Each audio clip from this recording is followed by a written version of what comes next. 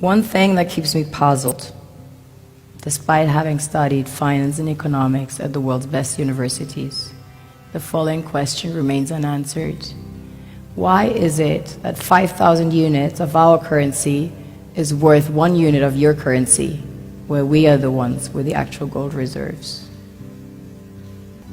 It's quite evident that the aid is in fact not coming from the West to Africa, but from Africa to the Western world.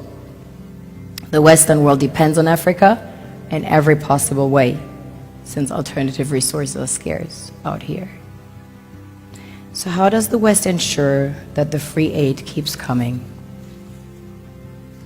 By systematically destabilizing the wealthiest African nations and their systems, and all that backed by huge PR campaigns, leaving the entire world under the impression that Africa is poor and dying and merely surviving on the mercy of the West.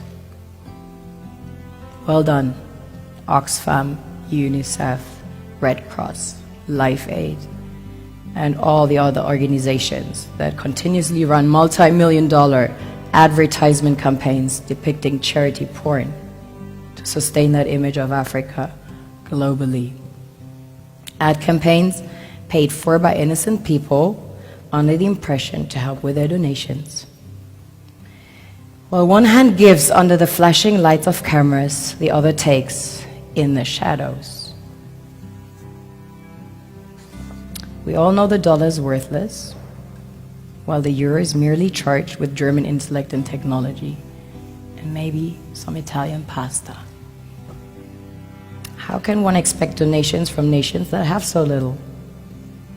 It's super sweet of you to come with your colored paper in exchange for our gold and diamonds. But instead, you should come empty-handed, filled with integrity and honor. We want to share with you our wealth and invite you to share with us. The perception is that a healthy and striving Africa would not disperse its resources as freely and cheaply, which is logical. Of course, it would instead sell its resources at world market prices, which in turn would destabilize and weaken Western economies, established on the post-colonial free meal system. Last year, the IMF reports that 6 out of 10 of the world's fastest growing economies are in Africa, measured by their GDP growth. The French Treasury, for example, is receiving about $500 billion year in, year out, in foreign exchange reserves from African countries based on colonial debt they forced them to pay. Former French President Jacques Chirac stated in an interview recently that we have to be honest and acknowledge that a big part of the money in our banks comes precisely from the exploitation of the African continent.